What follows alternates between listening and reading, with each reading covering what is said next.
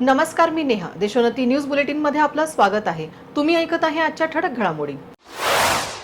डोंबिवलीतील स्फोट झालेल्या कंपनीच्या आवारात अजूनही मानवी अवशेष शोधण्याचे काम सुरू.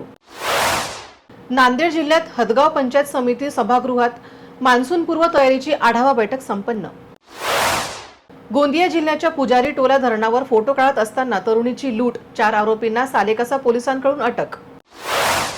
पाण्याअभावी जळत्या शेतकऱ्यांच्या मोसंबीची बागा, शेतकरी हवालदिल. कोल्हापुरातल्या राजापूर बांधाऱ्यावर पाण्याच्या सुरक्षतेसाठी पोलीस बंदोबस्त तैनात करण्यात आला.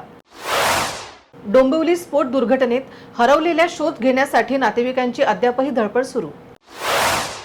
मंत्री हसन मुश्रीफ परदेश दौऱ्यावर येताच त्यांनी PN पाटील यांना कुटुंबियांची कोल्हापुरातील निवासस्थानी घेतली भेट. डोंबिवलीतील केमिकल कंपनी स्फोट प्रकरणातील आरोपी मलय मेहता यांना न्यायालयात केले हजर. नांदेडात मोबाईलवर बॅग लिफ्टिंग करणाऱ्या टोळींतील 11 आरोपी जेरबंद.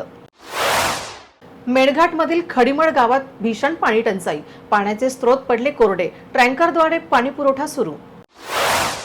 नाशिक विभागाच्या शिक्षण मतदारसंघाचा कार्यक्रम घोषित, 26 जून रोजी होणार मतदान. डोंबिवली MIDC स्फोट प्रकरणातील मुख्य आरोपी मलय मेहता याला जास्तीत जास्त दिवस पोलीस कोठडी द्यावी, मध्यस्थी याचिका दाखल. जालना जिल्ह्यातील जवखेडा खुर्द गावातील घराच्या तोडफोड प्रकरणी महाविकास आघाडीचे उमेदवार डॉक्टर कल्याण काळे यांनी घेतली पोलीस अधीक्षकांची भेट. उन्हाचा पारा वाढल्याने डोंबिवलीतील कंपनीमध्ये झाला ब्लास्ट, मलय मेहता यांच्या वकिलांचा युक्तिवाद. आमदार आशिष शेलार यांच्याकडून मुंबईतील पोईसरमधील नालेसफाई कामांची पाहणी.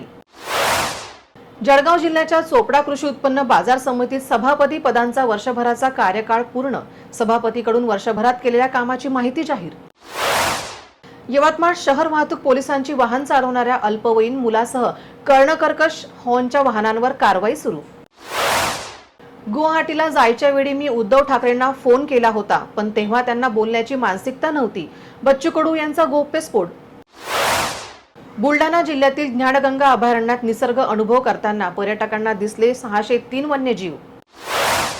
पश्चिम बंगालमध्ये मुख्यमंत्री ममता बॅनर्जी यांनी OBC प्रवर्गात 42 जातींचा समावेश केला होता, त्यात मुस्लिम जातींचाही समावेश होता. या विरोधात धुळ्यातील OBC मोर्चाने केला ममता बॅनर्जी यांचा निषेध. 10 तारखेला राष्ट्रवादी काँग्रेस पक्षाचा वर्धापन दिन, त्याबद्दल गरवारे क्लबमध्ये नियोजन बैठक होणार, खामगाव सुनील तटकरे यांनी दिली माहिती. अमरावतीच्या गुरुकुंज मोजरी येथून नजीकच असलेल्या विश्वमानव मंदिर दास टेकडी डवरगाव मार्गावर आज दुपारच्या सुमारास कोळशाने भरलेल्या ट्रकला अचानक आग लागली, ट्रक जळून खाक. यवतमाळ जिल्ह्याच्या आर्णी कृषी उत्पन्न बाजार समितीमध्ये भुईमुगाचा हर्रास होण्याचा विलंब झाल्याने वाहनांच्या लांबच लांब रांगा लागल्या होत्या. नागपुरात हिट अँड रनचा प्रकार घडला. नागपुरातील झेंडा चौकात मद्यधुंद कार चालकाने 3 जणांना धडक दिली, यात एका बाळाचाही समावेश असल्याची माहिती आहे.